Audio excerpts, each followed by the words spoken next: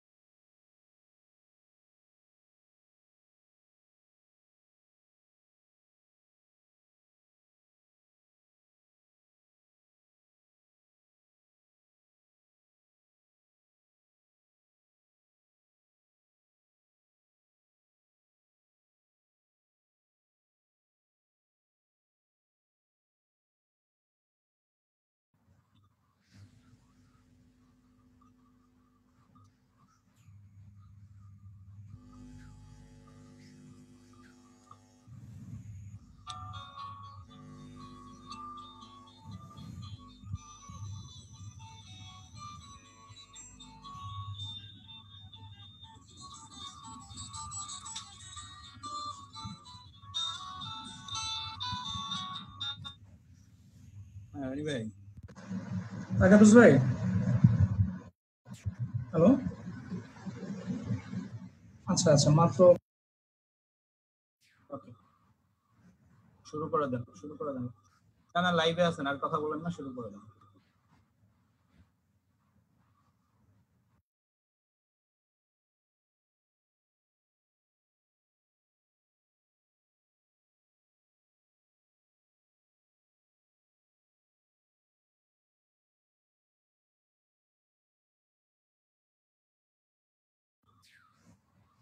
দশটা বেজে গেছে তহিদ স্যার আমরা ক্লাস শুরু করে দেব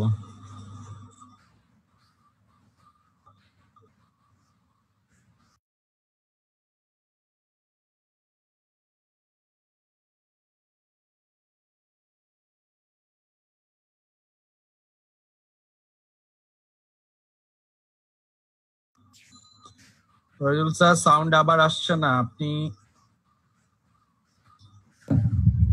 এখন আসবে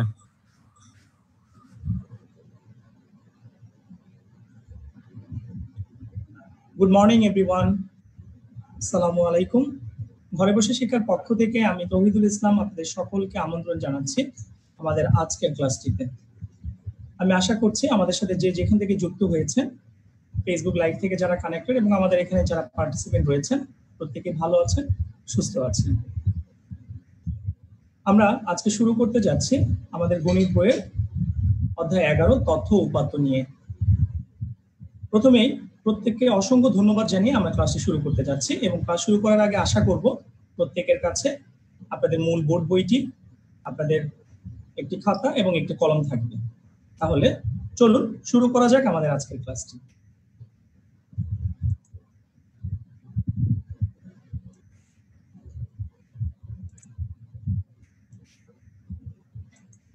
আমরা আজকে খুবই গুরুত্বপূর্ণ একটি অধ্যায় নিয়ে আলোচনা করতে যাচ্ছি আমাদের গণিত বোর্ড বইয়ের অধ্যায় 11 তথ্য উপাত্ত নিয়ে যে অধ্যায়টি মূলত আপনাদের ক্লাস 9-10-এও কাজে লাগবে এবং খুবই গুরুত্বপূর্ণ একটি অধ্যায় এই অধ্যায় থেকে একটি সৃজনশীল অ্যান্সার করা বাধ্যতামূলক তাই আমরা আশা করছি আপনারা সকলে খুবই গুরুত্ব দিয়ে অধ্যায়টি অনুশীলন করবেন অধ্যায় 11 তথ্য উপাত্ত আমাদের আলোচনায় যা যা থাকছে তথ্য উপাত্ত কি বিন্যস্ত ও অবিন্যস্ত উপাত্ত কি প্রাথমিক উপাত্ত ও মাধ্যমিক উপাত্ত কি কিছু কুইজ প্রতিযোগিতা এবং রীতিমতো আমাদের জন্য কিছু বাড়ির কাজ তাহলে চলুন শুরু করা যাক আমাদের আজকের ক্লাস তথ্য তথ্য বলতে মূলত আমরা কি বুঝি আমরা দেখতে পাচ্ছি এটা একটা রেডিও একটা টেলিভিশন, খবরের কাগজ। আমরা রেডিওর মাধ্যমে, টেলিভিশনের মাধ্যমে কিংবা খবরের কাগজের মাধ্যমে প্রতিদিন বিভিন্ন রকমের তথ্য জানতে পারি, বিভিন্ন রকমের খবর জানতে পারি, কথা জানতে পারি। এই যে বিভিন্ন খবর জানা, বিভিন্ন কথা জানা, এই বিভিন্ন কথা বা বিভিন্ন খবরগুলিকে আমরা মূলত তথ্য হিসেবে বলতে পারি। আমরা একটি উদাহরণ দিয়ে বোঝার চেষ্টা করি। সাপোজ আমাদের স্কুলের বার্ষিক পরীক্ষায় যদি প্রাপ্ত নম্বরগুলো এরকম হয়, বাংলায় 60, ইংরেজিতে 70, গণিতে 80, সমাজে 75, বিজ্ঞানে 70, ধর্মে 74। তাহলে এই যে নম্বরের বিশ্লেষণগুলি বা এই যে সামগ্রিক তথ্যটি, এই যে সামগ্রিক একটি ফলাফল, এই সামগ্রিক ফলাফলটিকেই কিন্তু আমরা মূলত তথ্য দ্বারা প্রকাশ করতে পারি। আমি দেখতে পাচ্ছি আমাদের সাথে শুভা অ্যাড হয়েছে। আমি একটু শুভার সাথে কথা বলতে চাচ্ছি। শুভা, তুমি কি আমাকে শুনতে পাচ্ছ? জি স্যার। আচ্ছা, আমাদেরকে একটু জানাবে তুমি কোন স্কুল থেকে কানেক্টেড হয়েছো? আমি ভিকারুননিসা সানুনি স্কুল এন্ড কলেজ। আচ্ছা, খুবই ভালো। ঠিক আছে, ঈদের পরে আমাদের আজকের গণিত ক্লাসটিতে তোমাকে অসংখ্য শুভেচ্ছা এবং ধন্যবাদ। আমি আশা করবো তুমি আমাদের ক্লাসটি খুবই উপভোগ করতে পারবে। ঠিক আছে, আমরা যেখানে ছিলাম, যদি আমাদের স্কুলের বার্ষিক পরীক্ষায় প্রাপ্ত নম্বরগুলো এরকম হয়, বাংলায় 60, ইংরেজিতে 70, গণিতে 80, সমাজে 75, বিজ্ঞানে 70 এবং ধর্মে 74, তাহলে এই যে সামগ্রিক নম্বরের বিশ্লেষণটি, যার মাধ্যমে আমরা আমাদের ফলাফলই জানতে পারছি, এই টোটাল জিনিসটাকে কিন্তু আমরা মূলত তথ্য হিসেবে প্রকাশ করতে পারি।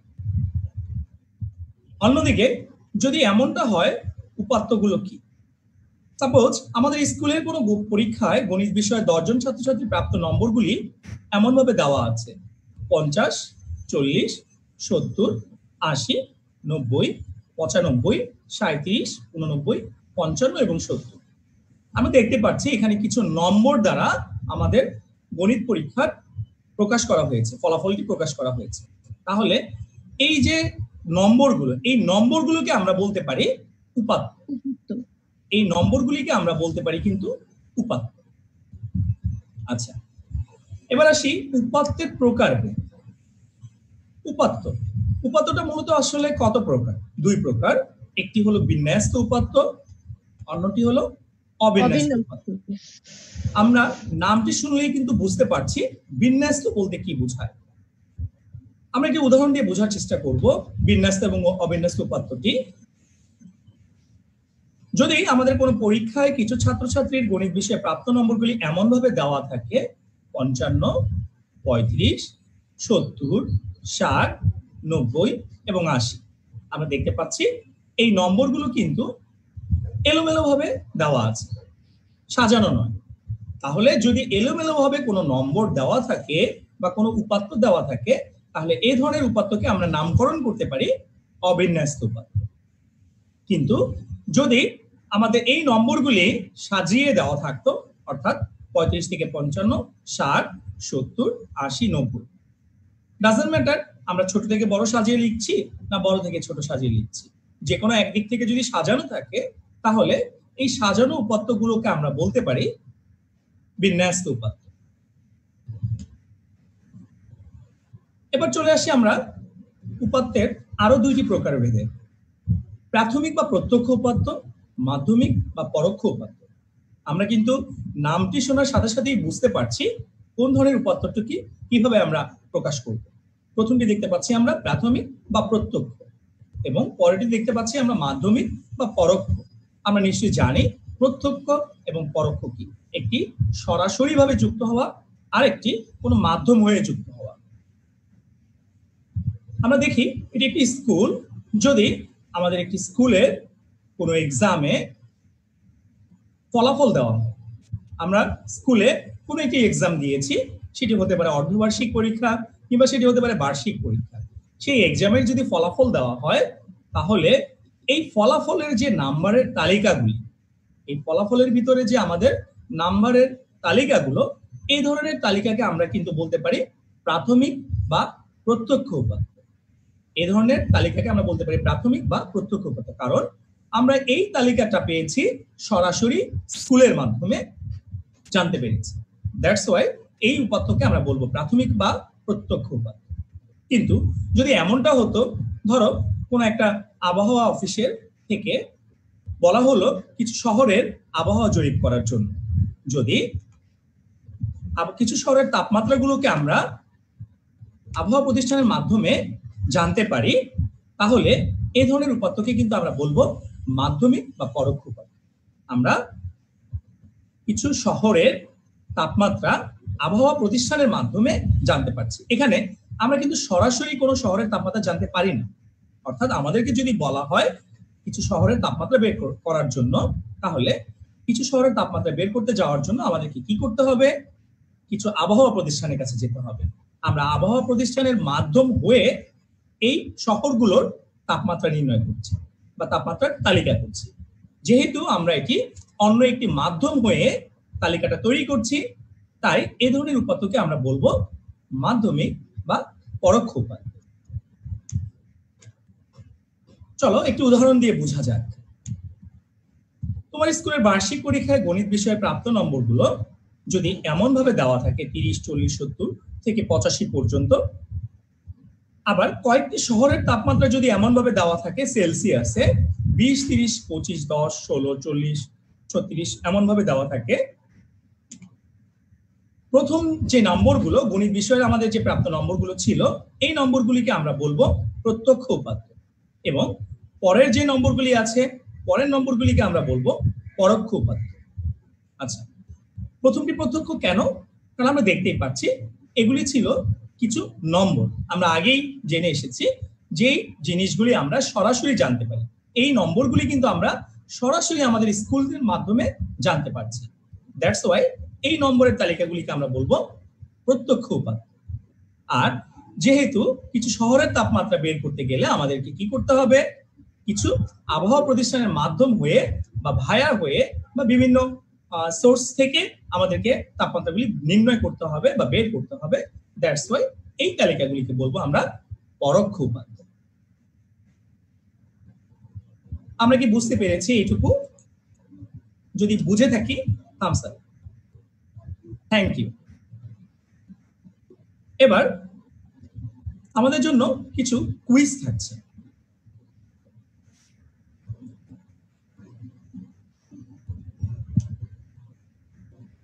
বিশ, 40, 50, 80, 55 এই উপাত্তগুলো কি ধরনের উপাত্ত? বিন্যস্ত, অবিন্যস্ত, প্রত্যক্ষ নাকি পরোক্ষ?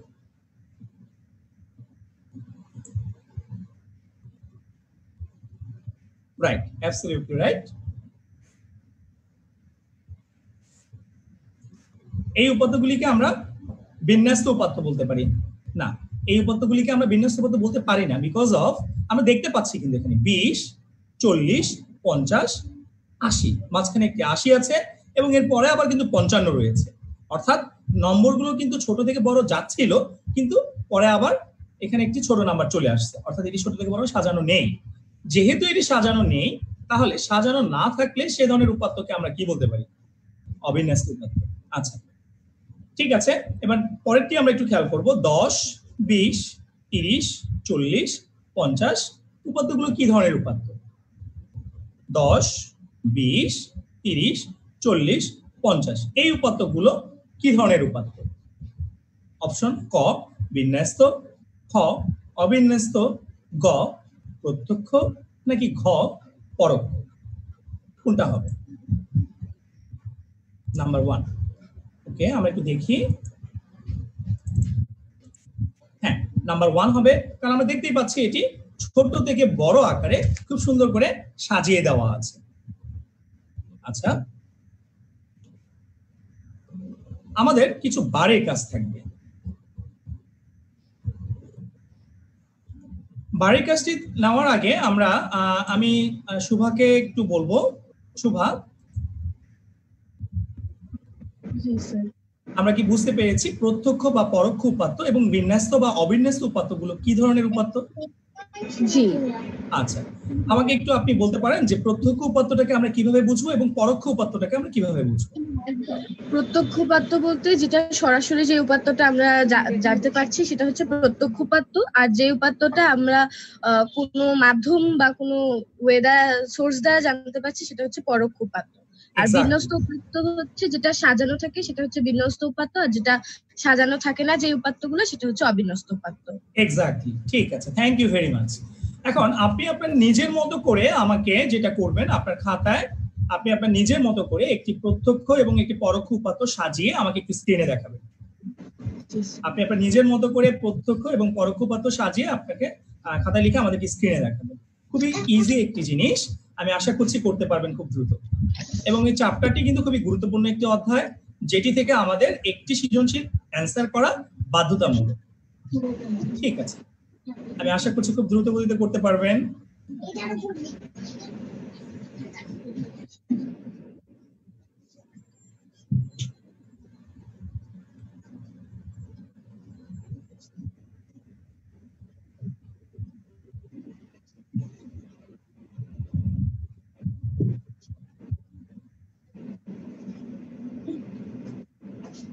প্রত্যক্ষ উপাত্তের আরেক নাম হলো প্রাথমিক উপাত্ত, আর পরোক্ষ উপাত্তের আরেক নাম হলো মাধ্যমিক উপাত্ত। মাধ্যমিক উপাত্ত। ঠিক আছে, ছোট করে করেন, খুব বেশি বড় করে করতে হবে না, আমরা ছোট করে একটু করে স্ক্রিনে জাস্ট শো করব।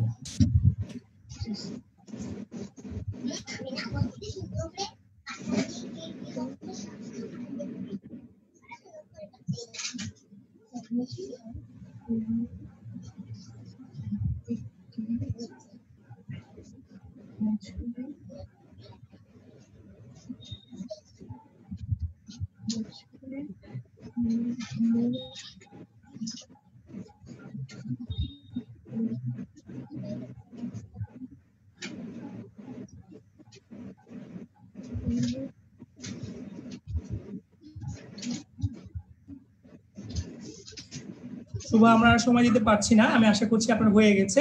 আপনার যতটুকু হয়েছে অতটুকু একটু আমাকে স্ক্রিনে দেখাবেন। প্রত্যক্ষ উপাত্ত কোন একটি স্কুলে বার্ষিক পরীক্ষাপ্রাপ্ত নম্বর, ঠিক আছে। পরোক্ষ উপাত্ত কোন একটি শহরের মোট আবহাওয়ার তথ্য, ঠিক আছে, thank you so much, thank you so much. আচ্ছা, আমাদের এর পরের যে জিনিসগুলি খুবই গুরুত্বপূর্ণ জানতে হবে, সেই জিনিসগুলি আমরা কিন্তু নিচের ক্লাস থেকে জেনে এসেছি, ক্লাস 5 থেকে। গণসংখ্যা নিবেশন সারণী, তাই না? গণসংখ্যা নিবেশন সারণী তৈরি করতে বললে আমাদের কি কি জিনিস জানতে হবে, আমরা কি জানি? আমাদের ট্যালি সংখ্যা জানতে হবে, আর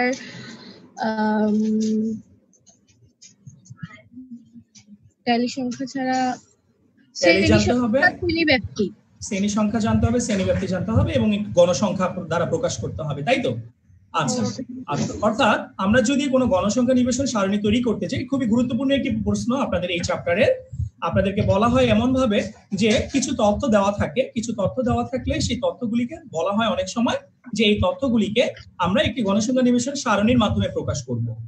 সাপোজ এরকম ভাবে আমার কাছে কিছু তথ্য দেওয়া আছে, যেমনটা হলো আমাদের স্কুলের বার্ষিক পরীক্ষায় গণিত বিষয়ে প্রাপ্ত নম্বরগুলি যদি এমন হয়, আপনি একটু খাতায়, বা যারা আমাদের সাথে ফেসবুক লাইভ থেকে কানেক্টেড রয়েছেন আপনারাও আপনাদের খাতায় তুলে নেবেন এমন ভাবে যে যদি আমাদের কোনো পরীক্ষায় গণিত বিষয়ে প্রাপ্ত নম্বরগুলি এমন দেওয়া থাকে 10, 11, একটু লিখে নিব আমরা খাতায়, 10, 11, 7, 8, 10, 11, 7, 8, 5, 10, 11, 7, 8, 5। তাহলে আমরা প্রথমেই যে কাজটি করব, খুবই গুরুত্বপূর্ণ একটি কথা মনে রাখতে হবে, ছোট থেকে বড় আকারে সাজিয়ে নিব। ছোট থেকে বড় আকারে সাজিয়ে নেওয়াটা কিন্তু ম্যান্ডেটরি না, আমাদেরকে যে সাজিয়ে নিতেই হবে ব্যাপারটা এরকম না। তবে আমরা যদি ছোট থেকে বড় আকারে সাজিয়ে নেই তাহলে আমাদের জন্য সেটি প্রকাশ করতে খুবই সহজ হয়। প্রথমে ছোট থেকে বড় আকারে সাজিয়ে নিব, এরপর এগুলোকে নিম্ন সীমা এবং উচ্চ সীমার মাধ্যমে আমরা একটি পরিসর বের করে নিব। আমরা নিশ্চয়ই পরিসর বের করার সূত্র ক্লাস 7-এ শিখে এসেছি, তারপরে আমি আবার একটু মনে করিয়ে দিচ্ছি। পরিসর মানে হলো উচ্চ সীমা থেকে নিম্ন সীমাকে মাইনাস করতে হবে এবং আমাদের 1 যোগ করতে হবে, তাই তো? উচ্চ সীমা থেকে আমাদের নিম্ন সীমাকে মাইনাস করতে হবে এবং 1 যোগ করতে হবে। আমি আশা করছি প্রত্যেকে একটু খাতায় লিখে নেবেন। পরিসর মানে হলো উচ্চ সীমা থেকে নিম্ন সীমাকে মাইনাস করতে হবে এবং 1 যোগ করতে হবে। একটি গণসংখ্যা নিবেশন সারণী তৈরি করার প্রধান উপায় বা প্রধান শর্ত হলো আমাদের প্রথমেই পরিসর বের করে নিতে হবে। আমরা যদি পরিসর না জানি তাহলে গণসংখ্যা নিবেশন সারণী তৈরি করলেও আমাদের দেখা যাবে নাম্বার কাটা যাবে। তো প্রথমে আমাদেরকে পরিসর বের করে নিতে হবে। পরিসর বের করার পরে আমাদেরকে কি করতে হবে? ছকের মাধ্যমে, ট্যালির মাধ্যমে গণসংখ্যাকে একটি ছকে প্রকাশ করতে হবে। গণসংখ্যাকে একটি ছকে প্রকাশ করতে হবে। আমরা এই জিনিসগুলো নিয়ে কিভাবে আমরা একটি গণসংখ্যা নিবেশন সারণী তৈরি করতে পারি, এই জিনিসগুলো নিয়ে আমরা পরবর্তী ক্লাসে ডিসকাশন করব। আমরা চলো দেখে নেই আমাদের আজকের বাড়ির কাজটি কি থাকবে। আমাদের আজকের বাড়ির কাজটি থাকবে এমন: তথ্য ও উপাত্ত কাকে বলে? আমরা আশা করছি সকলে খাতায় একটু লিখে নিব। তথ্য ও উপাত্ত কাকে বলে? বিন্যস্ত ও অবিন্যস্ত উপাত্ত কাকে বলে? উদাহরণ দাও। এবং প্রাথমিক ও মাধ্যমিক উপাত্ত কাকে বলে? উদাহরণ দাও। 3টি প্রশ্ন। তথ্য ও উপাত্ত কাকে বলে? বিন্যস্ত ও অবিন্যস্ত উপাত্ত কাকে বলে? এবং প্রাথমিক ও মাধ্যমিক উপাত্ত কাকে বলে? উদাহরণ দাও। এই 3টি প্রশ্নের উত্তর আমরা খুব সুন্দর করে সাজিয়ে গুছিয়ে লিখব।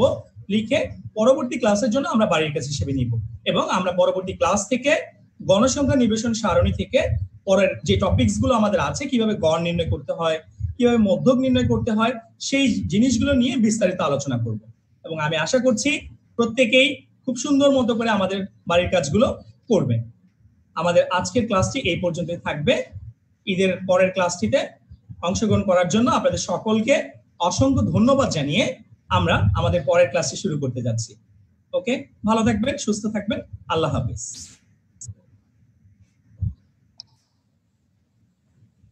আসসালামু আলাইকুম সবাইকে। আশা করি আমরা সবাই ভালো আছি, সুস্থ আছি, সুন্দর আছি।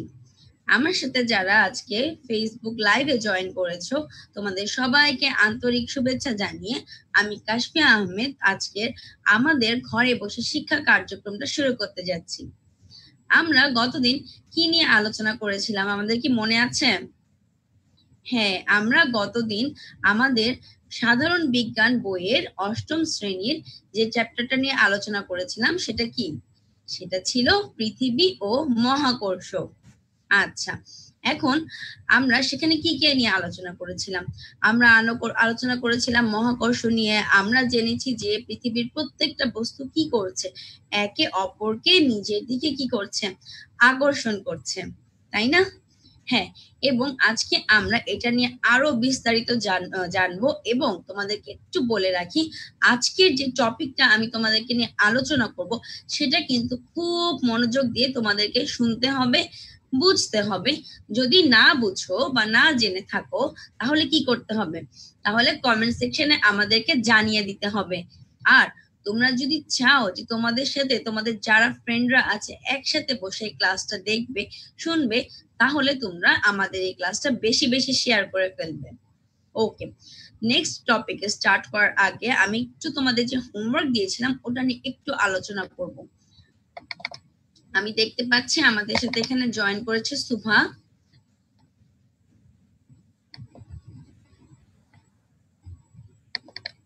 ওকে, যদি আমার স্ক্রিনটা দেখা গিয়ে থাকে আমাকে একটু থামস আপ শো করবে। দেখা যাচ্ছে কি?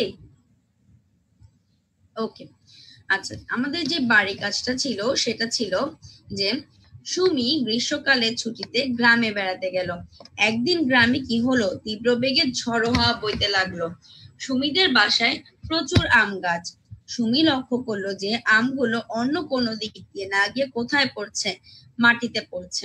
গ্রীষ্মের ছুটিতে তো কোথায় যাই, আমরাও গ্রামে যাই, তাই না? তোমরা কিন্তু চাইলে কমেন্টে আমাকে জানাতে পারো যে তোমাদের গ্রামের বাড়ি কোথায়। আচ্ছা, চলে আসছি পড়াশোনায়। আর আমার প্রশ্নটা ছিল অভিকর্ষ কাকে বলে এবং মহাকর্ষ ও অভিকর্ষের মধ্যে পার্থক্য নির্ণয় করো। আমি আশা করব যে তোমরা অবশ্যই হোমওয়ার্ক করেছো। আর তোমাদের সুবিধার জন্য আমি মহাকর্ষ ও অভিকর্ষের যে পার্থক্যটা সেটা একটু দেখিয়ে দিচ্ছি।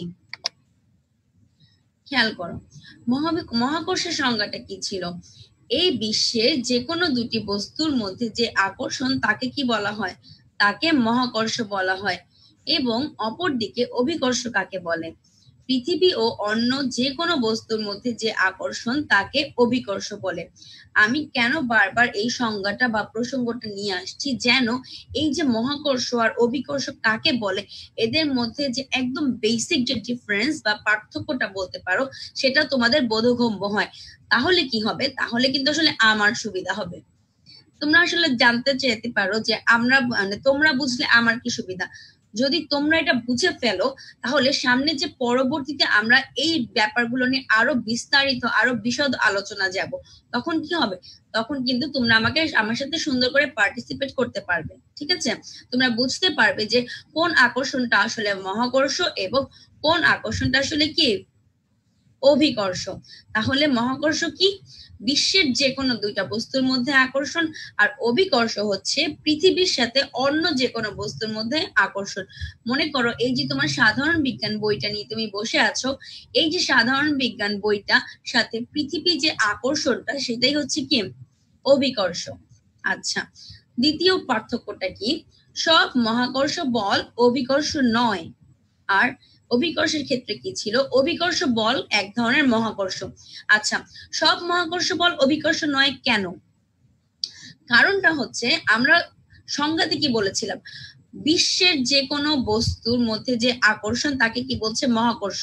আর আমি পরক্ষণে কি বলছি? সব মহাকর্ষ বল কি নয়? অভিকর্ষ নয়। কারণটা কি? এই যে মনে করো পৃথিবীর সাথে যে আমাদের যে বই, এটাকে কি বলছি আমরা? আমরা এটাকে অভিকর্ষ বলছি। আবার মনে করো যে আমার দুইটা হাত, এই দুই হাতের মধ্যে যে আকর্ষণ সেটা কি? সেটা হচ্ছে মহাকর্ষ। এজন্যই বলা হচ্ছে সব মহাকর্ষ বল কি নয়? অভিকর্ষ নয়। কারণ মহাকর্ষ বলের মধ্যে কিন্তু পৃথিবী অনুপস্থিত থাকতে পারে। ঠিক আছে? এটা কি পৃথিবীর অভ্যন্তরীণ বস্তু। কিন্তু অভিকর্ষের বলের ফলে কি হবে? অভিকর্ষের ফলে কিন্তু পৃথিবীর উপস্থিতিটা কি ম্যান্ডেটরি, রাইট? বুঝা গেছে? তাহলে এটাই কিন্তু মানে আসল পার্থক্যটা। একটু যদি তোমরা ব্রেইন স্ট্রমিং করে নিজেরাই চিন্তা করো তাহলে কিন্তু তোমাদের কোনো বুঝতে সমস্যাই হবে না। তোমাদের যে অষ্টম শ্রেণীতে যে সৃজনশীল প্রশ্নগুলো থাকবে বা যে নৈর্ব্যক্তিক প্রশ্নগুলো তোমরা বোর্ড এক্সামে যখন দিবে, যখন এটা দিতে যাবে যে এই দুইটার মধ্যে আকর্ষণ কি, আসলে মহাকর্ষ না অভিকর্ষ, যদি তুমি দেখো যে পৃথিবী ওয়ার্ডটা ওখানে উল্লেখ করা নেই, তাহলে সেটা কি হবে? তাহলে সেটা হয়ে যাবে কি মহাকর্ষ। আর অভিকর্ষ কি? অভিকর্ষ বল নিজেই এক ধরনের মহাকর্ষ। তাহলে এই পর্যায়ে আমরা বাড়ির কাজ যেটা ছিল সেটা নিয়ে আলোচনা করেছি। আমরা গত ক্লাসে আলোচনা করেছিলাম অভিকর্ষ ত্বরণের নিয়ে, রাইট? এখন আমরা চিন্তা করব যে এই যে অভিকর্ষ ত্বরণ, এই ত্বরণ যে জি, এই জি এর মান কি আসলে সব জায়গায় একই রকম নাকি বিভিন্ন জায়গায় বিভিন্ন রকম? আর উই রেডি? ওকে, আমি আবার বলছি জিনিসটা কিন্তু ব্যাপারটা খুবই ইন্টারেস্টিং, মজাদার, প্লাস একই সাথে অনেক গুরুত্বপূর্ণ। অভিকর্ষ ত্বরণের পরিবর্তন। আচ্ছা, একটু যদি আমরা সূত্রে চলে যাই, খেয়াল করবেন মহাকর্ষ সূত্র অনুসারে আমাদের আকর্ষণ বল যেটাকে আমরা এফ দিয়ে প্রকাশ করে থাকি সেটা কি? সেটা হচ্ছে G M M divided by D square. আবার বস্তুর ওজন হলো পৃথিবীর আকর্ষণ বল, তাহলে কি হচ্ছে? F equal to M G. একটু খেয়াল করবে মহাকর্ষ সূত্র অনুসারে আমাদের আকর্ষণটা কি? G M M divided by D square, যেটা আমরা ঈদের আগে যে ক্লাসটা ছিল সেখানে কিন্তু বিস্তারিত আলোচনা করেছি। লাইভে যারা আমাদের সাথে আজকে প্রথম জয়েন করেছো বা জুম ক্লাসে যারা প্রথম জয়েন করেছো, তোমরা যদি এই ব্যাপারটা পুরোপুরি বুঝতে চাও আমি একটু রিকোয়েস্ট করবো আমাদের আগের ভিডিওটা দেখে নিবে। আচ্ছা, আবার বস্তুর ওজন কি? বস্তুর ওজন হলো পৃথিবীর আকর্ষণ বল, that means F equal to M G. একটু খেয়াল করো এখানে আমরা কি এফ এর দুইটা ভিন্ন ভিন্ন মান পাচ্ছি না? প্রথমে পাচ্ছি কি G M M divided by D square, পরে আবার বলছি F equal to M G. তাহলে কি হলো? এই যে এফ এর যে দুইটা ভিন্ন ভিন্ন মান, এই দুইটা ভিন্ন ভিন্ন মান কি পরস্পর সমানুপাতিক বা সমান। তাহলে আমরা এখান থেকে এম এর মানটা বের করতে পারি কিভাবে? জি এম হচ্ছে, সুতরাং G equal to capital G into capital M divided by D square. এই যে সূত্র, যে আকর্ষণের সূত্র যে আমি কথা বলছি সেটা কি আমরা বুঝতে পেরেছি? ওকে, যদি বুঝতে পেরে থাকি তাহলে আমি তোমাদেরকে দুই তিনটা প্রশ্ন করব। আমি আশা করব তোমাদের প্রশ্নগুলো উত্তরগুলো আমাকে দিবে এখনই। আর যারা আমার সাথে লাইভে জয়েন করেছো তোমরাও চাইলে শুধুমাত্র একের ক, খ বা গ এভাবে করে আমাকে উত্তরগুলো জানিয়ে দিতে পারো। এখানে 3টি আমি কুইজ দিয়েছি, সঠিক উত্তর। প্রথম প্রশ্নটি, অভিকর্ষজ ত্বরণ কিসের উপর নির্ভর করে না? আমি আবার বলছি, অভিকর্ষজ ত্বরণ কিসের উপর নির্ভর করে না? ওকে। দ্বিতীয় প্রশ্নটি হচ্ছে, অভিকর্ষ বলের একক কি? অভিকর্ষ বলের একক কি? এবং তৃতীয় প্রশ্নটি হচ্ছে, পৃথিবীর ভর কি দ্বারা নির্দেশ করা হয়? আচ্ছা সুভা, তোমার কি লেখা হয়ে গেছে? তাহলে মিস একটু থামস আপ দেখাবে। ওকে, তুমি কি তোমার খাতাটা আমাকে একটু দেখাতে পারবে? আচ্ছা, আমি একটু তোমাকে হাইলাইট করে দিচ্ছি। আমরা এখন সবাই সুভার খাতাটা দেখবো। ওকে, সুভা প্রথমটার উত্তর দিয়েছে বেগ, দ্বিতীয়টার উত্তর দিয়েছে জি এবং তৃতীয়টার উত্তর দিয়েছে এম। আচ্ছা, আমরা চলে যাচ্ছি এবার সঠিক উত্তরে। প্রথমটা, অভিকর্ষজ ত্বরণ কিসের উপর নির্ভর করে না? উত্তর হবে অভিকর্ষজ ত্বরণ ভরের উপর নির্ভর করে না। কারণ ত্বরণ মানে কি? ত্বরণ কিন্তু নিজেই একটা বেগ। তাহলে অভিকর্ষজ ত্বরণ কিসের উপর নির্ভর করছে না? ভরের উপর নির্ভর করছে না। দ্বিতীয় প্রশ্নটি ছিল, অভিকর্ষজ বলের একক কি? অভিকর্ষজ বলের একক হচ্ছে এফ, যেটা আমি একটু আগে বলেছি, আর জি হচ্ছে আমার অভিকর্ষজ যে ত্বরণটা থাকে ওইটার একক। তাহলে বলের একক হচ্ছে এফ আর ত্বরণের একক হচ্ছে জি। আর পৃথিবীর ভর কি দ্বারা নির্দেশ করা হয়? পৃথিবীর ভর হচ্ছে ক্যাপিটাল এম দিয়ে নির্দেশ করা হয়। আর যেটা স্মল এম সেটা হচ্ছে কি? ভূপৃষ্ঠের যে বস্তুটা থাকে সেটা। ঠিক আছে, আমি আবার বলছি, পৃথিবীর ভর হচ্ছে আমাদের ক্যাপিটাল এম এবং পৃথিবীর সাথে ভূপৃষ্ঠের অন্য বস্তুর যে আকর্ষণ, সেই আকর্ষণ যেই বস্তুটা থাকে সেটাকে আমরা স্মল এম দিয়ে প্রকাশ করে ফেলতে পারি। আচ্ছা, চলে যাচ্ছি আমাদের পৃথিবীতে। আচ্ছা, এখানে একটা কি ছবি দেখতে পাচ্ছি? এখানে যদি আমি বলি এটা একটা পৃথিবীর ছবি ধরে নেই, এখন আমাকে বলো পৃথিবী কি গোলাকার? না, পৃথিবী গোলাকার না। পৃথিবীটা শেপ কিছুটা হচ্ছে গিয়ে কমলা লেবুর মতন, খেয়াল করবে। ওকে, দেখো এখানে একটি স্ক্র্যাচ আঁকা আছে। এই যে এটাকে যদি আমরা কমলা লেবুর আকারের একটি পৃথিবী ধরি, এই যে এখানে এটা হচ্ছে কি আমাদের কেন্দ্র। ঠিক আছে, এটা হচ্ছে আমাদের কেন্দ্র, এটা হচ্ছে আমাদের বিষুব অঞ্চল এবং উপরে যে বরাবর সেটাকে বলা হয় কি? মেরু। উপরে থাকছে আমাদের দক্ষিণ মেরু, নিচে হচ্ছে উত্তর মেরু। ঠিক আছে, এখন মনে করো যে পৃথিবীর উপর অংশে একটা বল রাখা আছে। ঠিক আছে, উপর থেকে তুমি একটি বল ফেলে দিলে, আর এই যে বিষুব অঞ্চল এই জায়গা থেকে তুমি একটি বল ফেলে দিলে, তাহলে কি হবে? দুইটার মান কি একই থাকবে? সমান হবে? হবে না। এই যে আমরা আলোচনা করছিলাম অভিকর্ষজ ত্বরণের পরিবর্তন, এই অভিকর্ষজ ত্বরণের পরিবর্তন প্রধান কারণ হচ্ছে কি? পৃথিবীর আকৃতি। তোমরা চাইলে এটা লিখে নিতে পারো, এটাও কিন্তু আসলে কুইজ আকারে আসতে পারে যে জি এর মান পরিবর্তনের প্রধান কারণ কি? জি এর মান পরিবর্তনের প্রধান কারণ হচ্ছে পৃথিবীর আকৃতি। যেহেতু পৃথিবী কি না? গোলাকার না। তোমরা যে পড়েছো হয়তো গণিতে জ্যামিতিকে, কি থাকে? সার্কেল। সার্কেলের কি থাকে? সার্কেলের যে গোল কেন্দ্রবিন্দুটা থাকে সেখান থেকে তুমি যেই অক্ষেই যাও বা যেখানেই যাও কি হবে? আমাদের মান কিন্তু কি থাকে? সমান থাকে। কিন্তু এখানে কিন্তু এটা সার্কেল না, এটাকে যদি আমরা কমলা লেবু শেপ বলছি সেহেতু কি হচ্ছে? ওর যে কেন্দ্রবিন্দুটা আছে এই কেন্দ্রবিন্দু থেকে যদি আমরা উপরে যাই তাহলে কি হবে? জি এর মান বেশি হবে। আর যদি আমরা আস্তে আস্তে আস্তে আস্তে নিচের দিকে আসি তাহলে কি হবে? জি এর মান কমতে থাকবে। এখন যদি আমাকে বলো তাহলে মিস এই যে জি এর মান কেন্দ্রতে কি হবে? কোনো আইডিয়া আছে? বলতে পারবে? জি এর মান কেন্দ্রতে হবে 0। ঠিক আছে, আমি আবারও বলছি, পৃথিবীর কেন্দ্রে জি এর মান কি থাকে? 0 থাকে। একটি তোমাদেরকে আমি প্র্যাকটিক্যাল এক্সাম্পল দিই, যেটা হচ্ছে আমরা তো অনেকে ঘোরাঘুরি করতে পছন্দ করি, তাই না? হ্যাঁ, যেমন অনেকে হয়তো পাহাড়ে যেতে পছন্দ করি বা সমুদ্রতে ঘুরতে পছন্দ করি।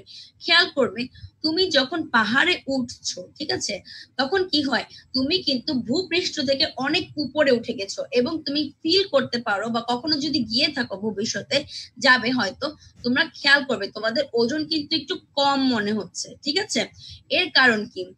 এর কারণ হচ্ছে গিয়ে জি এর মান। জি এর মান যত বেশি হবে বস্তুর ওজন তত কি মনে হবে, তত হালকা বা কম মনে হতে থাকবে।